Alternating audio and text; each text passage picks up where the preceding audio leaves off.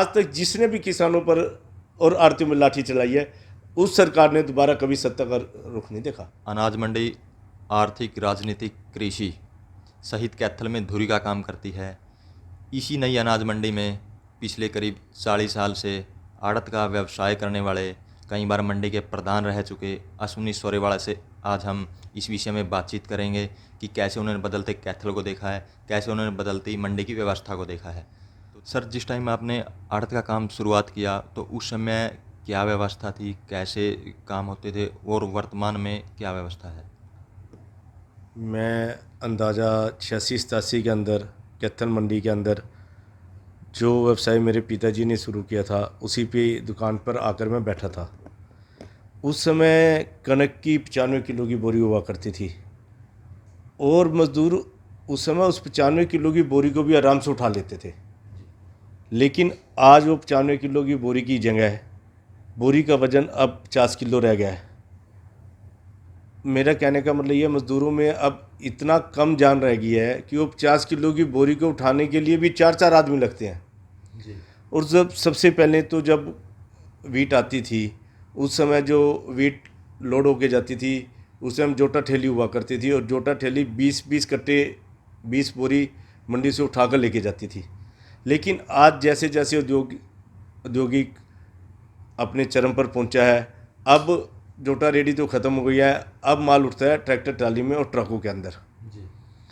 लेकिन जिस प्रकार भी जैसे जैसे ये आगे बढ़ता जा रहा है, जैसे जैसे टेक्निक आगे बढ़ती जा रही है, लेकिन मंडी तो अब बर्बाद की कगार पर पहुंच चुकी है। सर, जो वर्तमान समय है और जो पुराने समय में, तो खरीद में क्या अंतर है जो मेन आप देखते हो? पुराने समय में सरकार का दखल अंदाजी बहुत कम हुआ करती थी। आज सरकार की दखल अंदाजी इतनी ज़्यादा है कि हर आदमी, हर आड़ती परेशान है।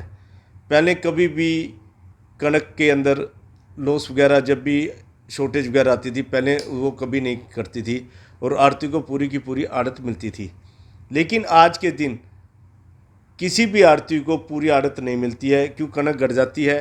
सर, जैसे आपने 40 साल हो गए मंडी में आड़त का व्यवसाय करते हुए, तो इस दौरान आपने व्यापारियों किन किन दिक्कतें देखी हैं व्यापारियों की आपने, जैसे अपराध, फिरौती, गैंगवार जैसे बीच में एक ऐसा समय आया था जब हमारे कैथल मंडी में ओम प्रकाश जी की बीच मंडी में गोली मारकर हत्या कर दी गई। उसके पास पत्रकार परमानंद की भी गोली मारकर हत्या कर दी गई और कैथल की कई आड़तियों से फिरौती मांगी गई।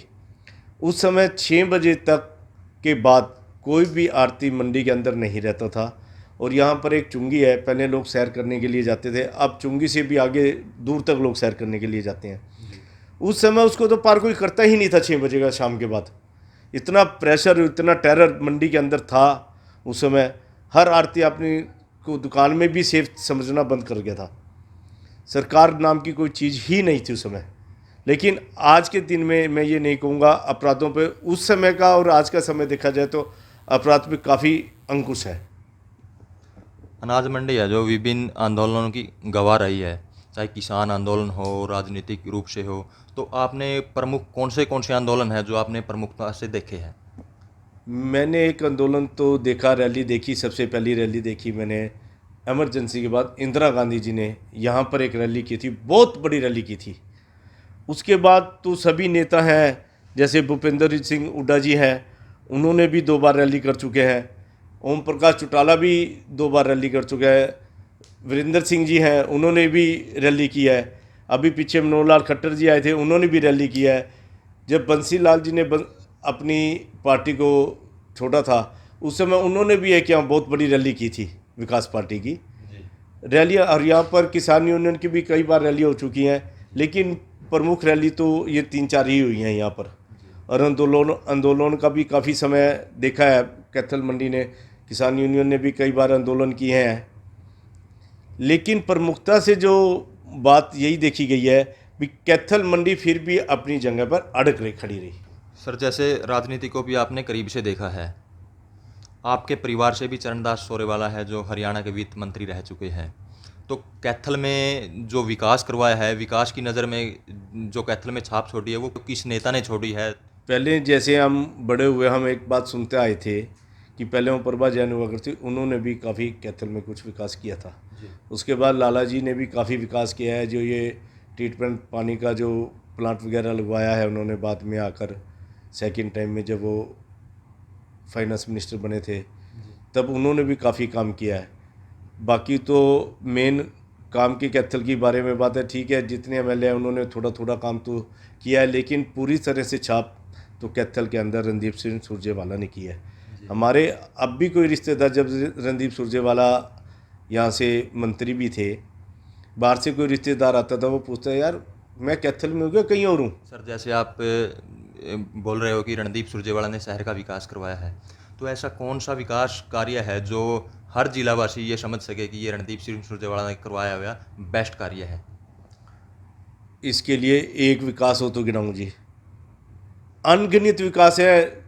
हर वर्ग के लिए उन्होंने धर्मशालाएँ बनाई, यहाँ पर पीजीआई खुलवाई, यहाँ पर यूनिवर्सिटी बनवाई। तो सर, अब आप क्या चाहते हो कि मंडी में कैसी खरीद व्यवस्था होनी चाहिए?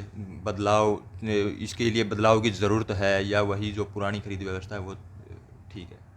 सबसे बड़ी तो बात यह है, सरकार तो आड़तियों के और किसानों के बीच में भाईचारे को ख़त्म करने जा रही है।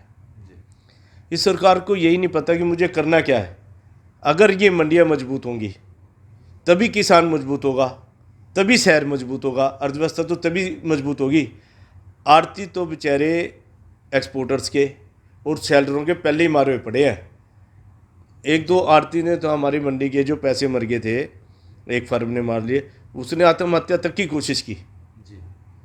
आड़ती तो अगर जिस प्रकार से सरकार ये मंडी की व्यवस्था को ख़त्म करनी चाहिए, हमारे तो कई आड़ती हो सकता है हरियाणा में, कैथल में क्या, हरियाणा में कई आड़ती आत्महत्या करने के लिए मजबूर हो जाएंगे।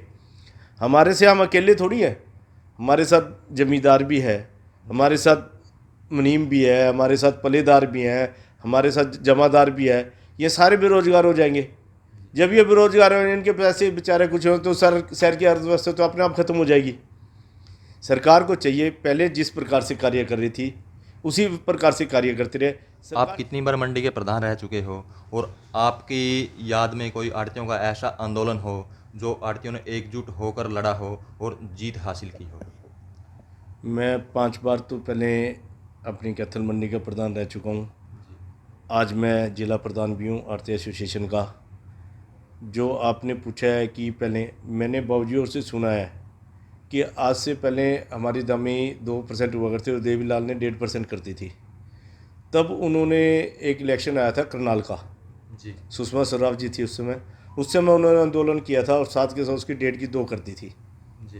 और अभी हमने आंदोलन पिछले 4 सालों पहले हमने कुरुक्षेत्र में एक रैली की थी इसी बारे में के अंदर भी, आड़तियों को ख़त्म करने के ऊपर जब इन्होंने प्रोग्राम किया बनाया था खट्टर जी ने, तब भी हमने उसमें कम से कम, जब मेरे पास बात आई कि आड़तियों की कोई एसोसिएशन उस समय तक नहीं हुआ करती थी, ये हम तो धन्यवाद करेंगे खट्टर जी का कि उन्होंने सारे आड़तियों को हरियाणा लेवल पे इकट्ठा कर दिया। पहली मीटिंग हमारी उस समय हुई थी जब मेरे से प्रधान अशोक जी उस समय प्रधान नहीं थे, उनका पर मेरे पास मैसेज आया भी बोलो प्रधान जी क्या करना है, भी कितने आदमी आ जाएंगे, भी हम तो 1000-2000 आदमी, मैं कम से कम 20,000 आदमी आपके कुरुक्षेत्र में आएगा, आप रैली तो रखो। हम कैथल से सोचते थे कि 100 आदमी जाएंगे, लेकिन कैथल से ही 500 आदमी पहुंच गया वहाँ कुरुक्षेत्र, एक आड़ती हमारा कुरुक्षेत्र पहुंचा। सरकार उसी समय डर गई और सरकार ने उसी समय निर्णय किया कि हम इसको लागू नहीं करेंगे। अब जो आंदोलन है अभी 10 तारीख को सरकार ने बर्बर तरीके से लाठीचार्ज किया, हमें अरेस्ट करने की कोशिश की, मंडियों को गेट बंद कर दिया 10 तारीख को। सरकार ने इतना ड्रामा इसके ऊपर कर रखी है और ये आंदोलन हमारा पूरा का पूरा कामयाब होगा। अब ये आंदोलन 10 तारीख से शुरू हो चुका है, किसानों का और आड़तियों का सब साथ। 18 तारीख से हम हड़ताल भी करने जा रहे हैं। समाज में जो राजनीतिक बदलाव है उसको किस तरीके से देखते हो आप? सरकार में राजनीतिक बदलाव बहुत है। पहले तो कोई भी एक बुजुर्ग घर के अंदर आदेश कर देता था ना, तो पूरा का पूरा मोहल्ला ही उस पार्टी को वोट दे देता था। और आज के दिन तो बाप अलग, बेटा अलग और तीसरा आदमी अलग। अब तो राजनीति जिसको करनी है अपने वर्करों को प्यार से अपने पास रख के उनके काम करके फिर करनी पड़ती है। तो ये थे हमारे साथ अश्विनी सोरेवाला जी, जिन्होंने अपने जीवन के राजनीतिक और व्यावसायिक जो अनुभव है वो साझा किए।